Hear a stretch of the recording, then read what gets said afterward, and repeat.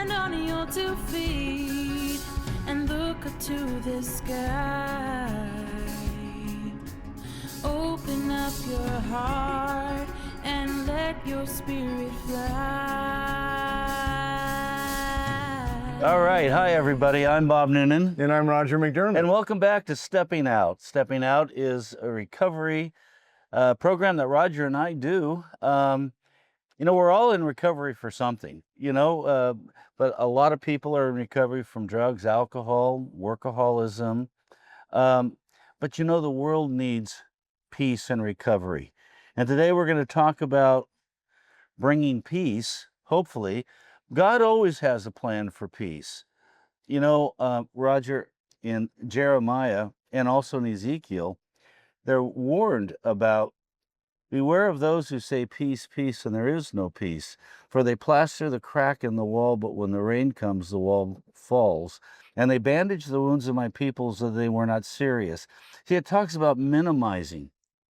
And we for years have tried, the world has tried to bring some peace to Israel.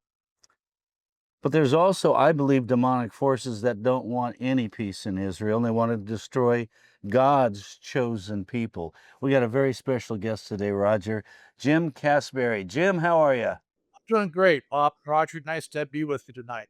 Well, Jim, I'm so happy and pleased that Roger and I could have you on because you've written a new book, just came out. It's called God Still Has Big Plans for the Jews. Jim, reading your biography, you're an entrepreneur, you put many organizations together. And the one thing that got you over the years, because I've known Jim for years and years. We were at a local church in Yorba Linda Friends Church. We're there. You've been there for how many years? 30, 40 years now? Probably 35, 36 years, somewhere around there. Wow. And, but Jim, the one thing that got you is, Roger, Jim was telling me he had this, is it a CFO or CEO of your company? CFO. Was Jewish. And Jim got very close to him. And Jim, tell the story, because I think it's very interesting how you really, because Jim's really kind of got an evangelical heart and wants to spread the gospel, but your friend kind of resisted. Tell that story. Yes, I appreciate that. Elliot was my CFO. I hired him from the Geneva Corporation, where he was the COO and CFO. And he came to work for me and wanted to get involved and learn more about entrepreneurism. I'm basically an incurable entrepreneur who started many, many companies over a 45 plus year career. And I needed somebody that I could trust to manage the money that was going through multiple companies. I had 2 angel investment companies. I had 1 venture capital company. I owned my own investment bank, and I was investing in multiple new companies that we were reviewing and looking to invest in. And I needed somebody I could trust. And Elliot had a phenomenal reputation. He had come to me highly recommended by a number of people that I knew and had a lot of faith in. And so he came to work for me, and ultimately he worked for me for about 24, 25 years. And I got to tell you, if you're running a company of any size, the guy that manages the money is the guy that can mess things up for you more than anybody else in the company. And Elliot was the kind of guy that I could trust with anything and everything that I had, both personally as well as in a business standpoint. And he was just the most honest and ethical and just out and out good person that I've ever met in my life. And as Bob mentioned, I grew up in the church, so I met a lot of good people. But Elliot was just somebody that I just had a special love for. And Elliot would come into my office several times during the course of the year, usually right before a major Jewish holiday. And he'd come in my office and he says, "I'm so excited. I just wrote a program for the next Passover that I'm going to share with my family. I just want to run it by you and see what you think." I go, "Sure, no problem. I have no problem with that." As a Christian, I was interested in learning more about the Jewish faith and how he believed and how he worshiped. And so we do that. And then maybe a week or two later it passed, and I go into his office and says, "Elliot, they're going to have a phenomenal program at our church. next week, and I'd just love to invite you and your wife to come and check it out with us. And he always had the same response. He says, Jim, he says, I can't come to your church. They'll recognize me before I even get to the front door. They'll know I'm a Jew, and they'll tell me you can't come in here because your people killed our Savior. So I could never get him past that. He always told me that he appreciated me and he appreciated my faith, but it was not for him. He was totally and completely blind to anything that I wanted to share with him about Jesus. Well, we're going to get a little more into Elliot, but what Elliot represents is kind of the barrier that Jews have, and you've talked about that. You just mentioned blindness. We'll get into that in a little bit, but Jim, when you talk about the 5 things are clear from your study of Scripture, that God selected the Jews to what? Be his chosen people. Even more than that, if you go into it a little bit more, I mean, God also said that he chose the Jews to be the firstborn of his earthly family.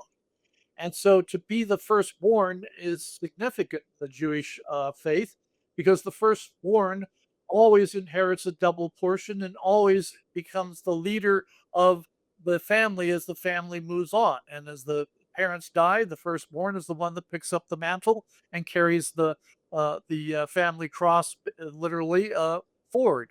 And that was a very important thing that as I studied more about this, the the motivating basis for me is that I had to, when I retired, I had to come to grips with something that I didn't want to have to come to grips with. And Elliot was moving to the East Coast. I wasn't going to have my close connection with him anymore. And I had this epiphany where the Lord asked me the question. He says, "What's going to happen to Elliot? What are my plans for Elliot?" So I went to my pastor and asked him that question. And like all good Christian pastors, he asked one question: does he believe in Jesus? Answer was no, absolutely not. And then the answer didn't take any more than 5 nanoseconds to come out of his mouth. And he says, well, then he's going to hell. And I go, I mean, this guy's a better Jew than I'm a Christian in terms of how he practices his faith, and he's faithful in going to the synagogue. He's faithful in observing all the Jewish festivals. He takes active responsibility for instructing his son and his wife and keeping them in the faith. And I just said, there's no way Elliot is going to hell. I mean, this guy is just too good a Jew. And so if I started studying and started opening up my mind to what God's plan was for the Jews.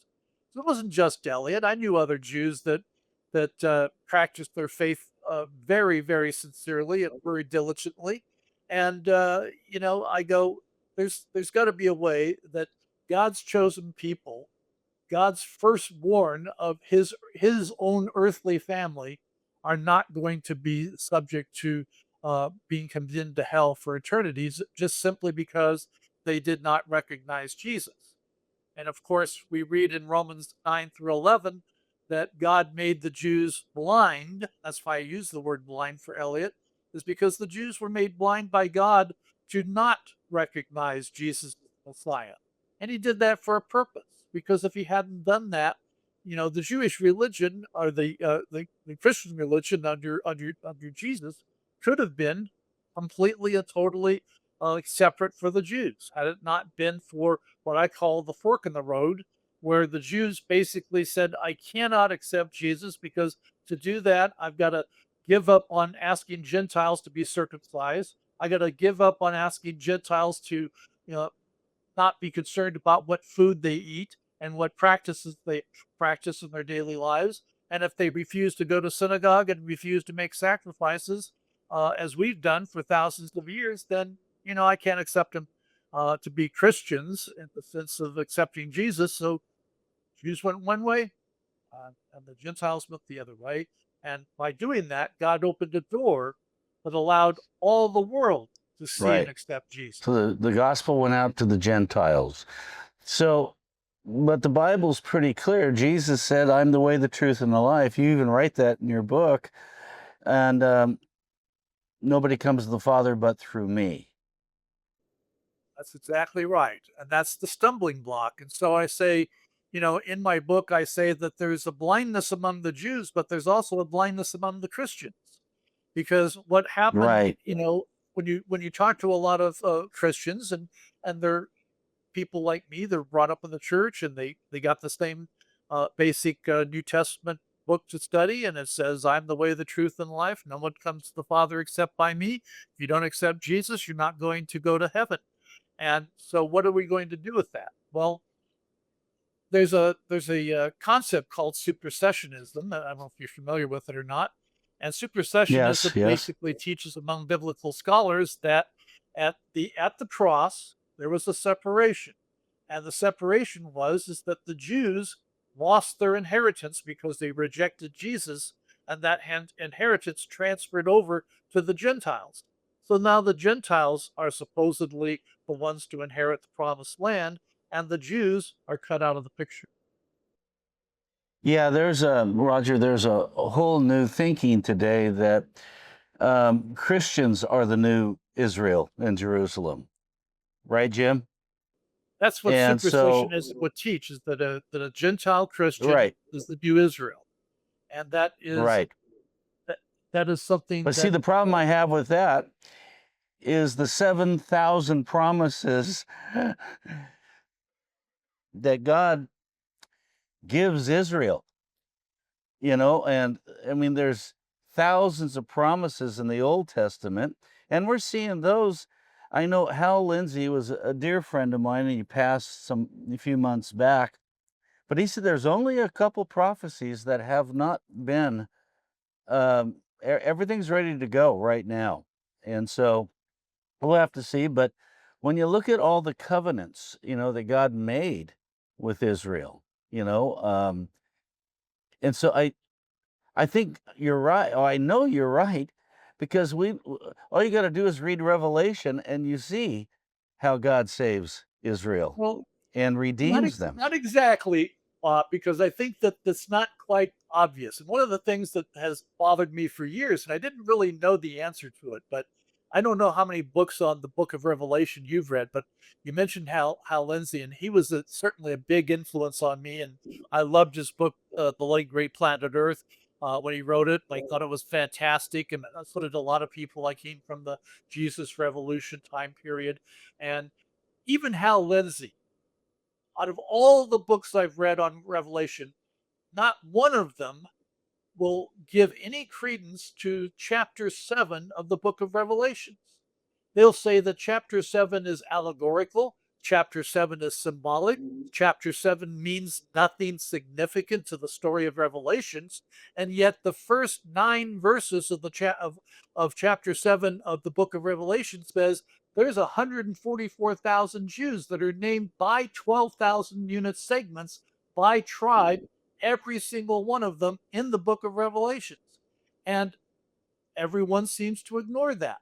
But they also ignore something else. And we don't have to go to Old Testament prophecies to get something that will tickle your fancy and maybe make you think a little bit.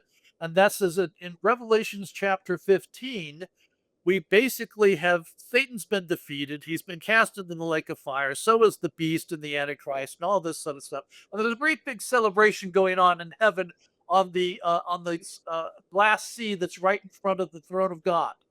And the celebration includes the following audience: Jesus, all of the heavenly angels, and a group of people that are singing a song of celebration over the conquest of Satan. And what song are they singing? Well, they're actually singing two, but the first one's the most important. They're singing the The song Song of of Moses. Moses. And the only other time, first of all, what group of people could actually know the words to that song except Jews? Because I'm sure I don't know them, and I doubt that you and, with all due respect to you and Roger, I doubt you know it. We couldn't sing that song, and then the only other time that song was sang was after God closed the Dead Sea, the Red Sea, over Pharaoh and his army, and after Pharaoh was completely defeated, and the Jews celebrated the defeat of Pharaoh and sang the song of Moses. And it's being sung a second time in the 15th chapter of Revelations. And who would sing that song other than the Jews? One other thing is chapter 19 of the book of Revelations, it talks about the foundation stones of the New Jerusalem, which are made of various precious stones, and each one named after an apostle. But then there are 12 gates to the New Jerusalem, and each one of the 12 gates is named after one of the 12 tribes of Israel. Why would you do that if you are basically excluding the Jews from any kind of position in the new heaven and the new earth, and the redemption of God's chosen people at the end of the age? So are you saying that all Jews will be saved, or there's a remnant like Abraham, he was justified through faith? Yes. There are three remnants, and that's a very important word. And I think most Christians don't understand the concept of the remnant. But in First Kings, Elijah, after he defeated Baal, if you recall, he went off in the desert and he was really sad and really depressed because he says, "I'm the only one left, Lord, that even honors you and even believes in you." And God said, "No, there's a remnant of 7,000 people who still will not bow down to Baal, who still believe in me and still follow my ways." And that was called the faithful remnant. And then in the New Testament, we have the Jews, and there's still Jews today. We call them completed Jews. I don't think the Jews like that term, but the completed Jew is the person who's born a Jew, grew up being Jewish, and accepted Jesus Christ as their Lord and Savior, and now they're a believing Jew who've given their life over to Jesus and are saved. So that's the saved remnant or the believing remnant. And then the final remnant is the blind remnant. And the blind remnant is the one I think that is the most least understood about how God is going to save the Jews. And that's primarily what my book is all about. God does have a plan, in fact, a big plan to save the Jews. And it's something that I believe that God has revealed to me in a very special and spiritual way. And I truly believe that He asked me to write this book. He gave me the vision for how to interpret the scriptures, and I'm excited about it because if nothing else, it makes me feel really, really good about my friend Ellen. Yeah. Well, it should, and I've always encouraged my friends to go to a Seder, go because, I've been invited. You ever been to one, Roger? Yes. You've been to one, right, Jim? And we can learn so much. It's not just symbolic, but it is it's a wonderful tradition. But Jim, how do we as Christians build a bridge to the Jewish community and love them? Well, for me, in my path, I think is not an unreasonable path. It's a path of saying that, we have a Bible that contains 66 books. And in those, 37 of those books are in the Old Testament.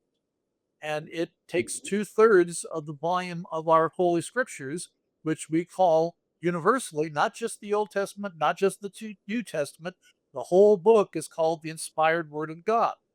And yet I feel that we have to reconnect with our understanding of the Old Testament, reevaluate how we see God's commitment to and vision for the Jews. As you pointed out, Bob, I mean, we have all kinds of covenants that God made with Abraham, and He made with, well, starting with Noah with the rainbow after the flood, then with Abraham, and then with Jacob and Israel, and then with Moses and with David, and all these covenants that were made throughout the Old Testament.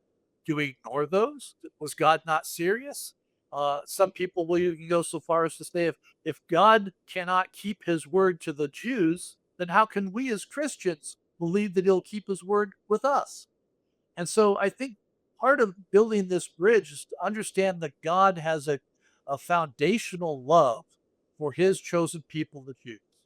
And we need to reconnect with that. We need to understand the level of commitment, the level of love that goes behind that, and to understand that God sees the Jews as His firstborn.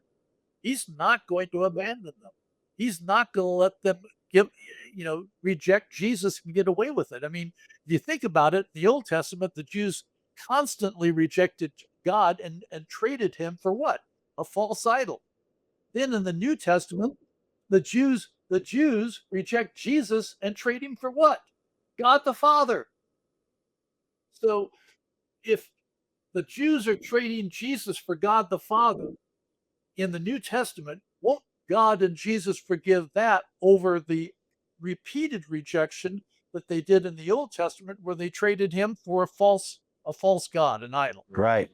But I do remember when Moses went up Sinai and he comes down and Aaron has made a golden calf, right? And they're celebrating.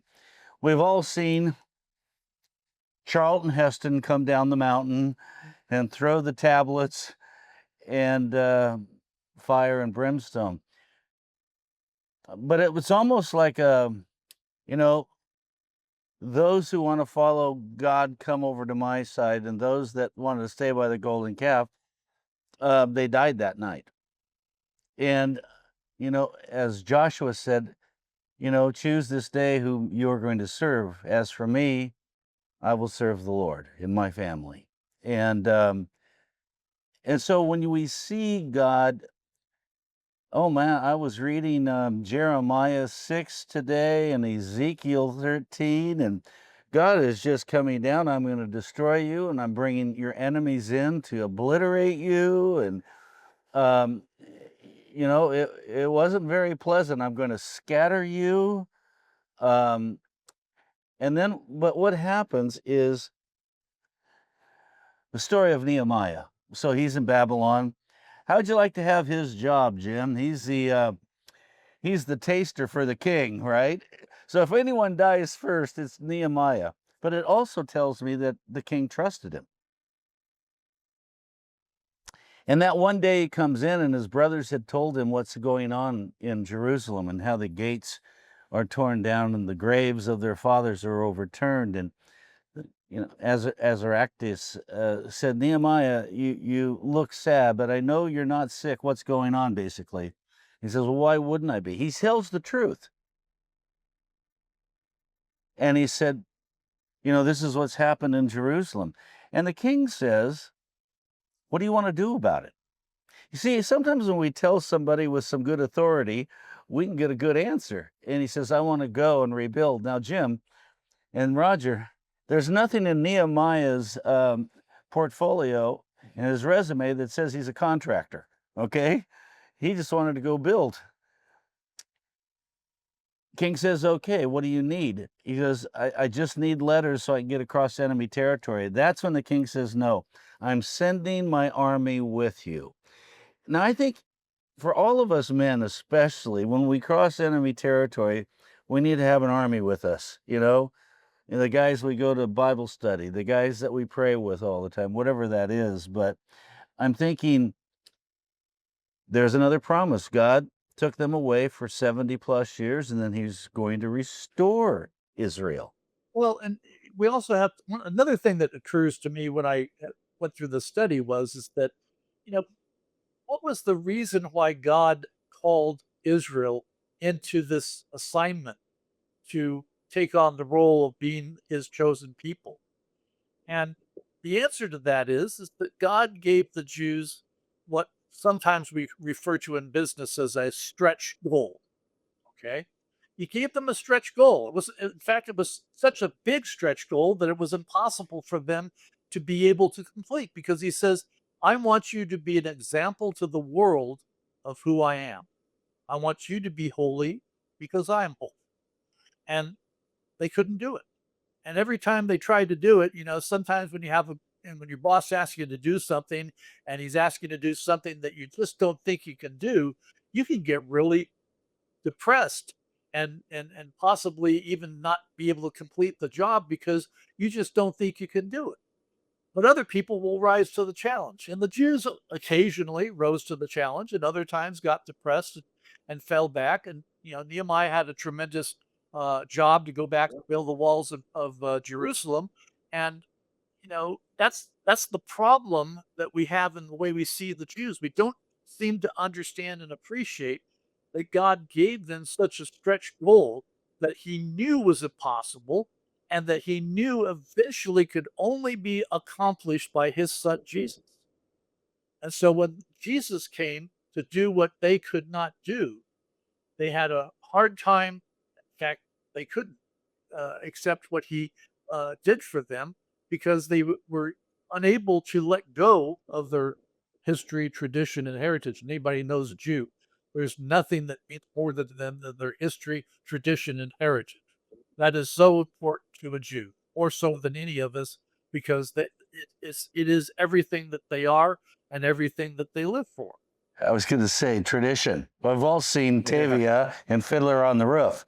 And you really get a good sense of, you know, their commitment to Old Testament scripture and the Old Testament God. Raj? I'm loving this discussion. I'm excited about your commentary, basically about the 144,000 and the fact that they look like they're going to be super evangelists in the end times, and there's no comment about how many people will be converted, but obviously there's going to be a lot of people that are converted that are alive still in the time of Yeah, tribulation. that means so much to me, Roger. I think that's just a huge point because when the Christians talk about the rapture, whether you're pre-tribulation, mid-tribulation, and there's a few that I guess still think post-tribulation. I happen to be a mid-tribulation guy, but you talk about the rapture and we get all excited. We said, "Yeah, things are getting so bad around this world. Come Jesus now, just rapture us today, and we'll be out of this mess."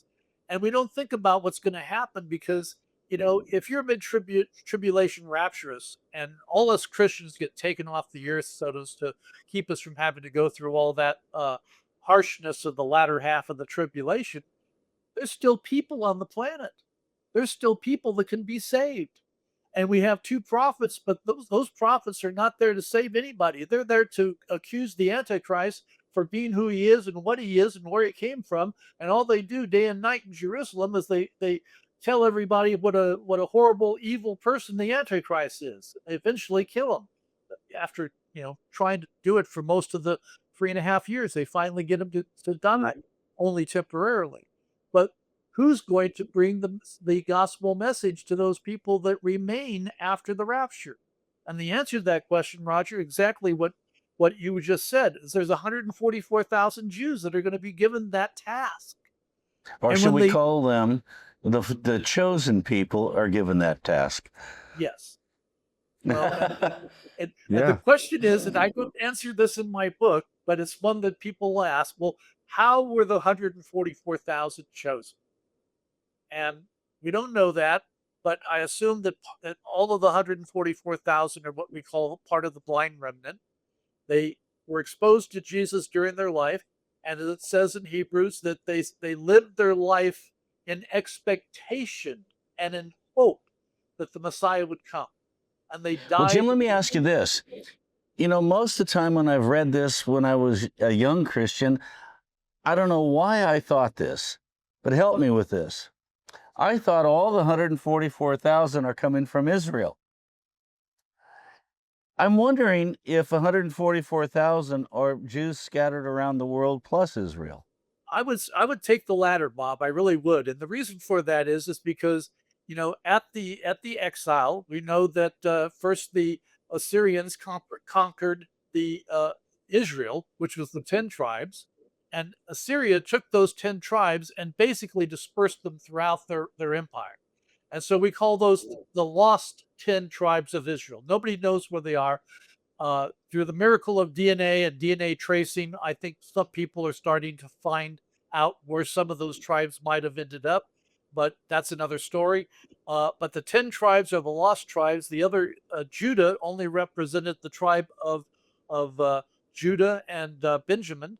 And so we had those two tribes. We had to preserve Judah because we had to have the line of David to trace through to Jesus, so we couldn't lose that tribe. So that's why it got split off apart as a separate entity. Some people wonder that, but the Babylonians conquered Judah, who was occupying Jerusalem at the time, and King Nebuchadnezzar was a benevolent conqueror because he took them back to Babylon and he gave people like Nehemiah, responsible roles, and he didn't torture them probably too much. Probably had a few people they didn't like, but for the most part, the two tribes of Judah were preserved, and that's another side of the coin. So when we talk about the 144,000,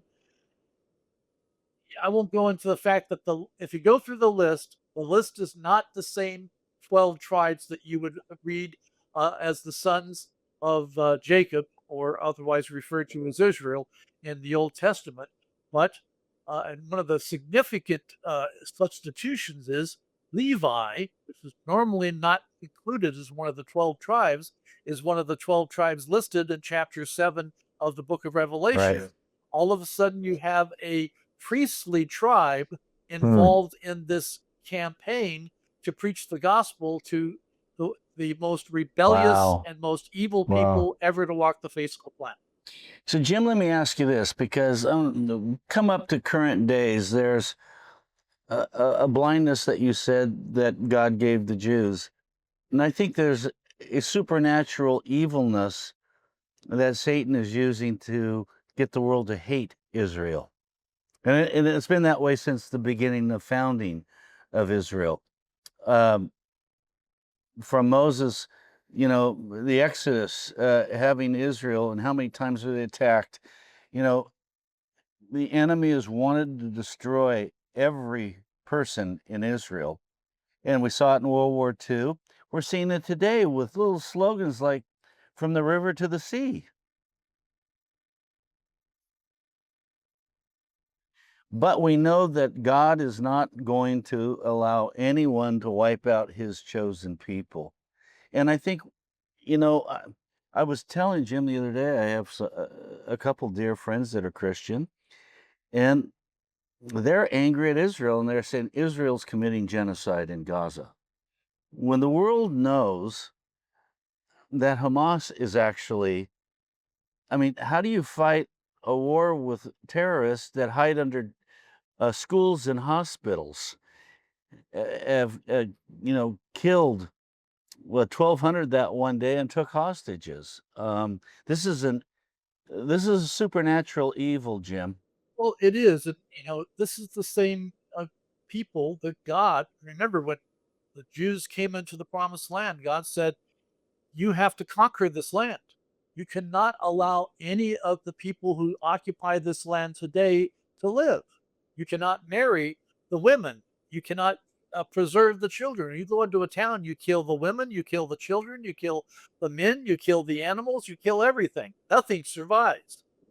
And it seems extremely barbaric, but that was God's instruction to the people of Israel in the Old Testament when they came into the promised land. And he says, I'm giving you this land, but this land has to be like you. It has to be pure. It has to be holy. The three things that God told the kings of Israel not to do when they conquered is don't take silver or gold. I want to be the value of your nation. The second one is don't take their horses. I want to be the power of your army. And the third was don't take wives from foreign countries that worship idols. David did really good on the first two. Well, Solomon was much worse than David. Yeah, well, yes, but he learned from his father. Well, I'm not. Well, yeah, he learned from his father, but not to your point, Bob. Not the very best lesson. He didn't learn No. it properly. Yes, because at the Yeah, end, he definitely. the one thing he had Solomon promises, do not build idols to foreign gods. And at the end, he allowed his wives to do that. So, Jim, where do we go from here? What do you want people to really understand your heart, the text of your book? What I want people to understand is that there is a reason why the Jews are persecuted. There's a reason why the Jews are hated. Can you hear me? Okay. And and we need, as Christians, more than any other group of people on the planet, we need to extend these people some love and some understanding and some appreciation for who they are in the God context, not the world context, but in the God context. Because these were the people that God called to be his representatives on earth. And it's kind of like, we some of us Christians get a reputation of being, quote, holier than thou, and people don't like it when we do that, and it's not a good look on us. And yet the Jews were basically, their mission was to be that. And that is what caused a lot of people to not like them that much. And they also were very successful. I mean, another thing that tends to make people jealous of the Jews, one reason why I had a CFO as a Jew helping me build my business is they're very, very sharp and shrewd when it comes to business. And a lot of people don't like them for that because we always want what somebody else has. We always hate what other people's successes are. And the Jews are very successful for the most part. They're very religious in their own right, and we don't understand it. And people don't like those things about the Jews. And as Christians, I think we need to reach out and show them a little bit of love. I think you're absolutely right. On the other hand, one of my favorite guys in the world is a gentleman named Dennis Prager, who gets the most angry at his fellow Jews that have become secular. And he says there's a blindness to some of them. So I guess what you're telling me is none of the 144,000 are coming from Hollywood. Probably not. And at the end, I'm just I'm going to say, I don't want to talk about it over this podcast because it would, kind of, you never want to give away the last chapter of a book. Yeah. And the last chapter of my book is really how this all comes together. There's some very, very interesting, I think, very miraculous, it's the very special and heartwarming things that God does for his people in the latter days that nobody's really written about. I will say this, when you write something that goes against what the mainstream biblical scholars teach and what you read in most other books that are being published on biblical eschatology and prophecy, you get a little bit uncomfortable and a little bit timid about, sharing it with other people. So I prayed about this, and I was blessed that I was able to get a guy by the name of Dr. Peter Lundell. Peter is a PhD from Fuller Theological Seminary, and he agreed to edit my book. And so he went through every single line in my book and made comments and edit notes on it, and repeatedly told me, he says, I never thought of this before. This is a whole brand new concept. I love this. This is amazing. And at the end of the day when he finished editing my book, I asked him, do you believe in my concept enough to let me put your name on my book? And he said, absolutely. So I have a Fuller Theological Seminary graduate, pastor of his own church in San Diego, author of 7 books, and a good guy that I love dearly, helped me to get the message in this book out in a much more clear and concise fashion. So how do we get your book? Because I'm going to read it. I love your commentary on the chosen people. And it only follows, right, Jim, that if these are God's chosen people, he's not going to drop them in the grease and abandon them. Absolutely not. Yeah, I follow that. So I'm on Amazon, Roger. I've got a hardcover, a paperback, and Kindle version. I have a website called itsagodthing.blog. And on that website, we have you can read online through a 3D flip book version of my book. So it's sort of like a Kindle. And for people, particularly people overseas that don't have Kindle or don't use Kindle or can't get Kindle, you can buy it on my website for that particular format. I will tell you one thing. As an author, this is actually my second book. My first book is still yet to be published because I think that's typical of a lot of authors. You write something and then you look at it and you go, yeah, that really isn't that good. I'm not going to do that. So I put it on the shelf and I'm still working on it. This is my second book, but since I didn't know any better, I thought, well, I'm going to be really transparent the way I write my book. I want people to know that anything that's in black ink is my thoughts and my words. Anything in blue ink is coming right out of the Bible, and I'll tell you which version or translation I've used so that you can see the blue ink that's coming out of the Word of God. Anything in red ink that's not for emphasis purpose is coming out of a reference book that I'm citing to give credence to some of the things I'm saying, some of the more difficult concepts. I've got other people to weigh in on some of the things that need to be weighed in on. So, and a lot of the tables and illustrations that I've used, I hired a professional illustrator out of Canada that did a phenomenal job of illustrating my book. She did several custom illustrations to try and get the concepts across, and we wanted to do it full color. So this is a long way of saying my paperback is $45, my hardcover is about $50, and the Kindle is $9.99. So the best value is the Kindle. Hey, Jim, thanks for taking the time. Again, the book is titled by author Jim Casparie, God Still Has Big Plans for the Jews. I appreciate both of you guys. Thank you so much. God bless. Don't grind them gears no more. You don't need another score. Don't try to run away. It's the dawn.